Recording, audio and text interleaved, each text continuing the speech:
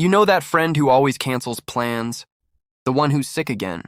Tired again, maybe next time? Yeah, that friend isn't avoiding you, they're protecting something. If you're someone who genuinely gets more excited about a Friday, a night in pajamas than a Friday, night out, welcome, you're about to feel very seen, and today we're breaking down the psychology of people who love staying at home, the one society calls boring, but science calls something else entirely.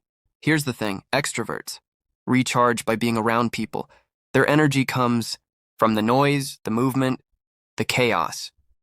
But introverts and people who prefer solitude, they recharge in stillness. Every social interaction, even a fun one, slowly drains their battery, and home is the only charger that actually works. Psychologists call this optimal arousal theory. Some people need more stimulation to feel good. Others need less. It's not laziness or fear. It's just how their nervous system is wired. But there's more going on than just introversion. Some people love staying home because their environment gives them a sense of control they don't get anywhere else. Out there, the world is unpredictable. Loud strangers, last-minute changes, small talk with people who don't care about your answer. But at home, you control the lighting, the noise, the vibe. For people with anxiety or high sensitivity, that control isn't a luxury, it's survival. Here's something wild. Studies show that people who enjoy solitude tend to be more creative, more introspective, and better at problem solving. Staying home isn't doing nothing. It's where the best ideas are born, not in a crowded bar, but in a quiet corner with a book or a thought spiral at 2 a.m. And let's be honest, society romanticizes being out there. The influencers, the party pics, the live your best life culture. But what if your best life is a documentary? Some soup and zero obligations? That's not sad. That's self-awareness. Now, some people stay home for a darker reason.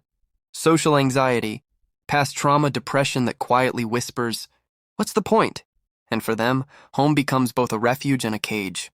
So it's important to know, do you stay home because it fills you up or because leaving feels too heavy? Because one is peace, the other is hiding.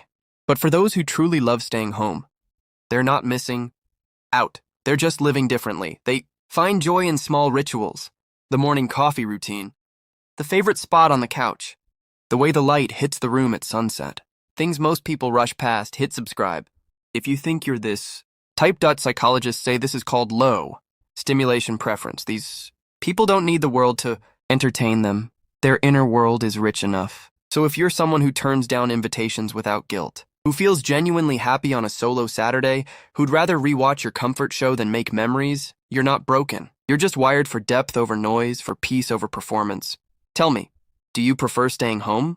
Or do you think we're all just making excuses? And if you want the psychology that most people never hear about themselves, the next video is going to hit you harder than this one. Click it. You'll understand why.